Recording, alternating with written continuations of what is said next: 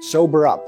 COVID-19 respects no national borders, no social bounds, no political systems, and no cultural values. It hits us just as hard. It levels the world. Facing the pandemic, it is not what happened matters. It is how we respond. For almost a month, it infected thousands in Wuhan in a day, and every hospital bed was occupied. Now, empty beds and closed wards in the city. How did China make it?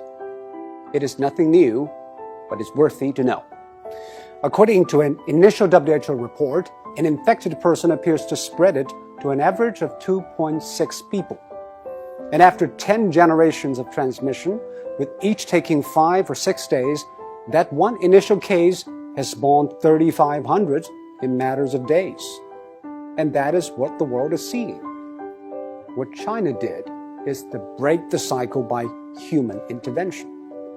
The scale unprecedented in history. Extreme, draconian, and aggressive.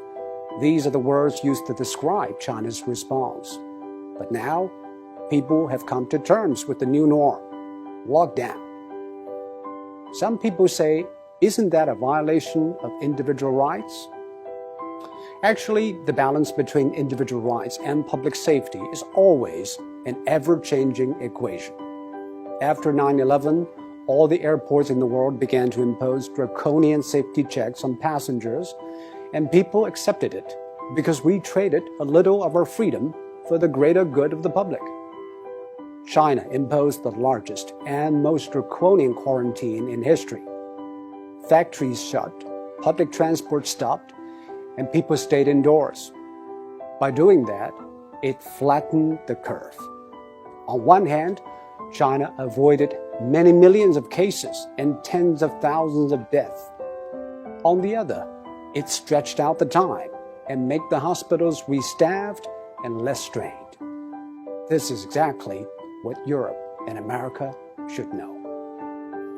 But public policy needs both ends to agree, the decision makers and the decision takers. Quarantine is indeed extreme and extremely restrictive. It needs the people in lockdown to be honest and cooperative. I think what the people of Wuhan did was exceptional. They had the courage, tenacity, and resilience to stay housebound for days, weeks, and months. Most view the quarantine as a civic duty, and that is why it worked.